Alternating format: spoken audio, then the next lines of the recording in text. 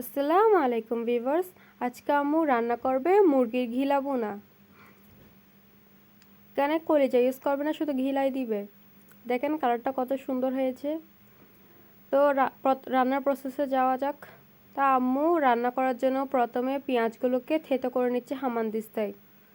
থেতো করা হয়ে গেলে তারপর তেল গরম করে নিবে।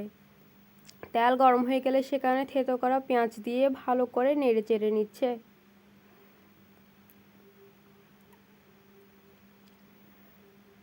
পেঁয়াজগুলো অল্প ভাজা ভাজা হয়ে গেলে সেখানে দিয়ে দিবে আদা বাটা, রসুন বাটা আর বিভিন্ন রকমের মশলা।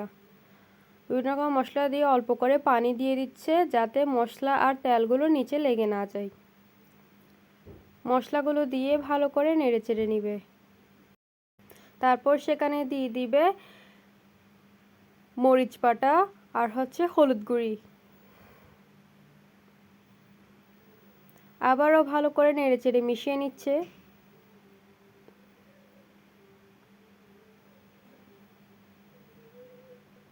মশলাগুলো ভালো করে কষে গেলে সেখানে দিয়ে দিব আলু কুচি আর সে আগে থেকে ধুয়ে পরিষ্কার করে রাখা ঘিলা।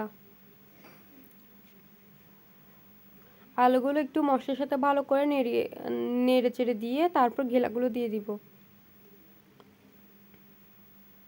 অল্প করে টমেটো কুচিও দিয়ে দিব।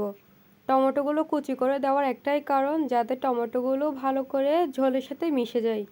টমেটোগুলো গলে গেলে ঝোলগুলো খেতে অনেক মজা লাগে, আর ঝোলটা অনেক গ্রেভি গ্রেভি টাইপের হয়, তখন ভাল লাগে। তারপর ভালো করে নেড়ে চেড়ে নিব। নেড়ে চেড়ে ভালো করে কষিয়ে নিব। মাংসগুলোকে কিছুক্ষণ নেড়ে চেড়ে ঢাকনা দিয়ে দিবে। কিছুক্ষণ পর ঢাকনা খুলে চেক করে নিব মাংসগুলো ভালো করে কষে গিয়েছে কিনা। দেখে বোঝা যাচ্ছে মাংসগুলো ভালো করে এখনো কষা হয় নাই। তাই আম্মু আবারও ঢাকনা দিয়ে দিবে যাতে মাংসগুলো প্রপারলি কষে যায়। এই তো দেখেন মাংসগুলো ভালো করে কষে গেছে, আর সেখান থেকে বেশ কিছু পরিমাণ পানিও বের হয়েছে। এগুলো কিন্তু ঘিলা আর আলু থেকে বেরিয়েছে, আম্মু এক্সট্রা করে পানি দেয় নাই। আম্মু একটু মাখা মাখা করে রান্না করবে, তাই বেশি পানি দেয় নাই। আপনারা যদি ঝোল ঝোল করে রান্না করতে চান তাহলে পানি দিতে পারেন। অল্প করে ধনেপাতা ছিটিয়ে দিতে পারেন। আমাদের বাসায় ধনেপাতা ছিল না, তাই আম্মু ধনেপাতা দেয় নাই। এই তো হওয়ার সাথে সাথে খাওয়ার জন্য বসে পড়লাম। সাদা ভাত নিলাম, সাথে এগুলো নিলাম। খুব ভালো লাগছিল খেতে, দারুণ হয়েছিল। কালারটা দেখে আপনারা অবশ্যই বুঝতে পারছেন খেতে কীরকম হবে।